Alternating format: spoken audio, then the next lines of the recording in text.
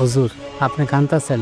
সুরজ, তোমার আব্বা খুব ভালো মানুষ ছিলেন। ওনার জন্য ক্যান্সার আমার মনটা খুব কাঁদতেছে। আমার একজন নিয়মিত মুসল্লি চলে গেল। হুজুর, আপনি আমার আব্বার জন্য দোয়া করেন, আল্লাহ যেন তার কবরের আযাব মাফ করে দেয়। অবশ্যই দোয়া করুন ভাই। ভাই আমার মরহুমের কবরে যে সবটুকু যায় তার মধ্যে অন্যতম হচ্ছে সন্তানের দোয়া। আমার দোয়ার চাইতে তোমার দোয়া অনেক ফজিলতপূর্ণ। তুমি তো সকল ভাই বোনের মধ্যে বড়, সকল ভাই বোনের মধ্যে সম্পর্ক বজায় রাখবা, সম্পত্তির ভাগ শরীয়ত মোতাবেক সম্পাদন করবা। আল্লাহ তোমার আব্বাকে কবরে শান্তিতে রাখবে।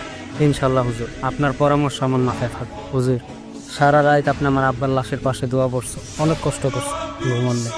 আপনি এই সামান্য হাদিয়াটুকু রাখলে আমি অনেক খুশি হইতাম। এই হাদিয়া আপনার কষ্টের কাছে কিছুই না।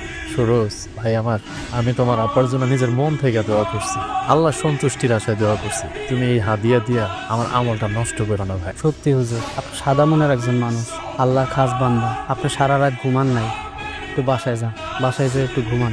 সুরজ, তুমি আর কিছু সময় কবরস্থানে থাকতে চাও।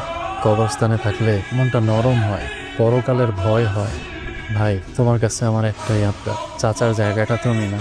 তুমি এখন থেকে 5 ওয়াক্ত নামাজ মসজিদে আইসা জামাতের সহিত আদায় করো। ইনশাল্লাহ ভাই, আমি তাহলে এখন আসি।